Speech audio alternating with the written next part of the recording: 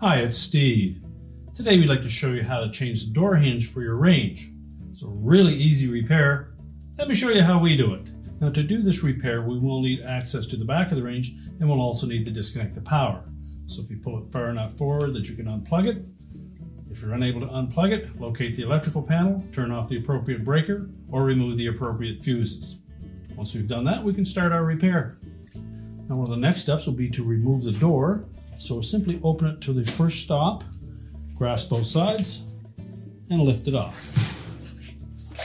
On models that use a separate cover for the fuse block, you'll want to remove that first. Just tilt it down and lift it away. And then we'll remove the main back panel.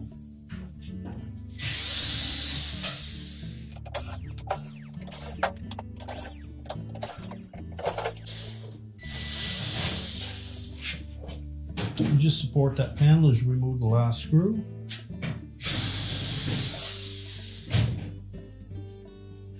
Tilt the panel back and lift it away. There are 3 tabs across the bottom of that back panel that fit into 2 slots on the side and 1 tucks in the middle. So we'll just set that aside. Now depending on which hinge you're replacing, you'll need to remove the corresponding side panel. So we'll take out the screws that are on the back of the side panel.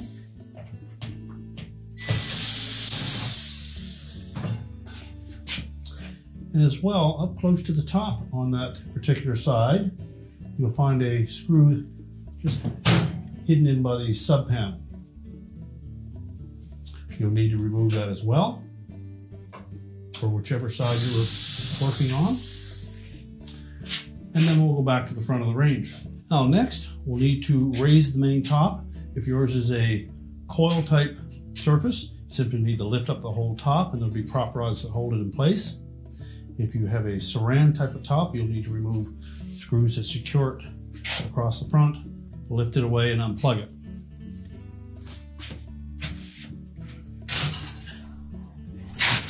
So raise the top until the props hold it in place.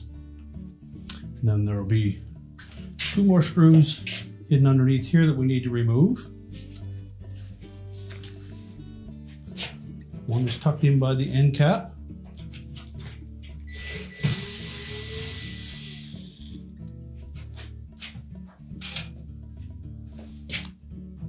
And 1 more partway down the side. There is another in front of the slot where that hood prop goes, but it just attaches to a support bracket that fits over top of the door switch assembly. If you're replacing the left-hand hinge, that bracket is not in place. So next we're going to lift out that prop out of the opening. So support the main top, pull that prop rod out, and just temporarily sit it in that position. We can then peel the back corner of our side panel out. Then just lift straight up on it. And that unhooks it from 2 mounting studs located on the frame. And they line up with corresponding keyhole slots on the inner edge of that side panel. So we're just going to set that aside. Now with the side panel removed, our next step will be to properly support that top. So just take the prop and tuck it in on top of a bracket by that switch, and that will hold it in place. Again, if you're working on the side with the door switch on it, you'll need to release the harness from the clip, tuck that out of the way, and then we can remove this sub panel.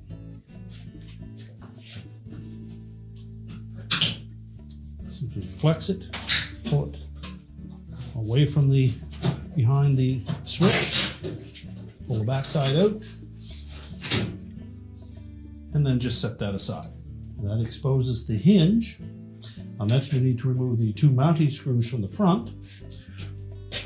So using a 5/16 nut driver, we'll remove those 2 screws and we'll retain those to use on the new hinge. Now we'll need to pull that hinge through from the back, so we need to put it in an open position. Tilt it down through that slot and remove the old one and discard it. To install the new one, we'll need to open it to that position. Feed it in through the opening. Then we'll line up the screw holes and reattach. You need to make sure that these screws are in good shape because they are going to cut threads into the body of the hinge.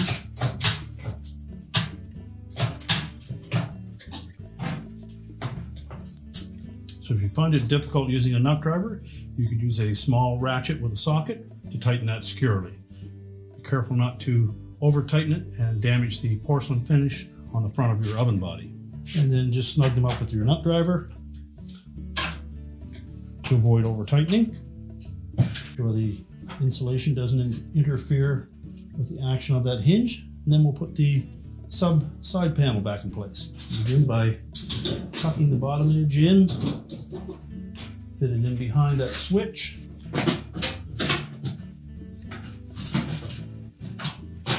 And you'll want to keep the leading edge of that close to the back side of that oven body. Careful not to pinch the wire harness on the top.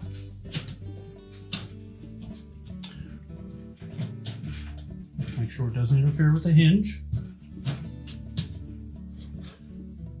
You can then clip the harness back in place.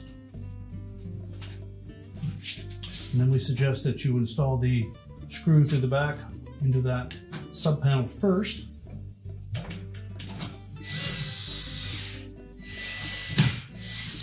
And then just tighten that up. And then we're ready to reinstall the side panel. Now again, we'll want to make sure that we engage those mounting studs in the appropriate keyhole slots.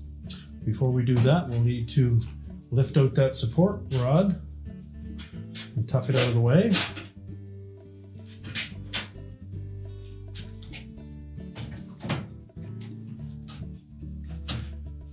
Make sure both top and bottom keyhole slots are engaged.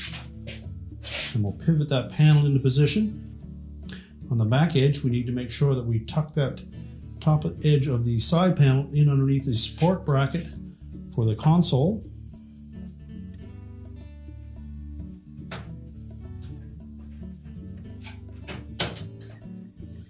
So it actually fits in between the bracket and the lower mounting plate and is sandwiched in between them. And then we'll install that screw first.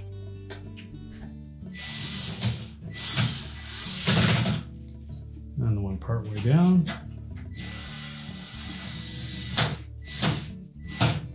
You can then re-engage the support rod. Make sure we have enough tension forward on that. Tuck it down into the opening. Now we'll go to the back of the range. Install the screws that hold the panel in place.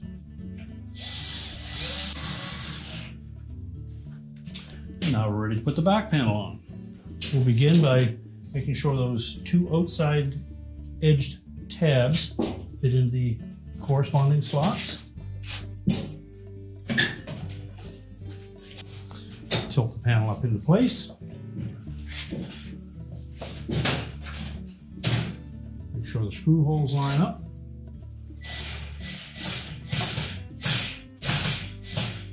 And just temporarily put one of those screws in until we can line up the holes.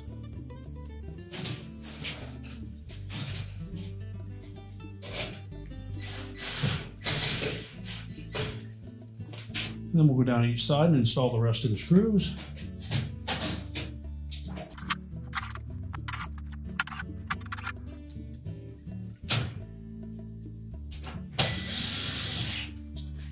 Tighten up the ones on the top. And then we'll put the cover on over the fuse block. Again, we have a couple of tabs that we need to engage with some slots in the back panel. They're located just below the fuse block. Make sure they're engaged. Tilt the cover up into place. Install the retaining screw. And now we're ready to push the range back into position. We can then set the main top down into place. If yours is a coil top, we simply need to release the prop rods and set it down flat. If you have a smooth top model, you'll need to reconnect the wire harness, push it back into place and secure it across the front. And then we're ready to put the door on. Make sure both of the hinges are in the open position. And we simply need to line up those hinges with the slotted openings in the bottom of the door.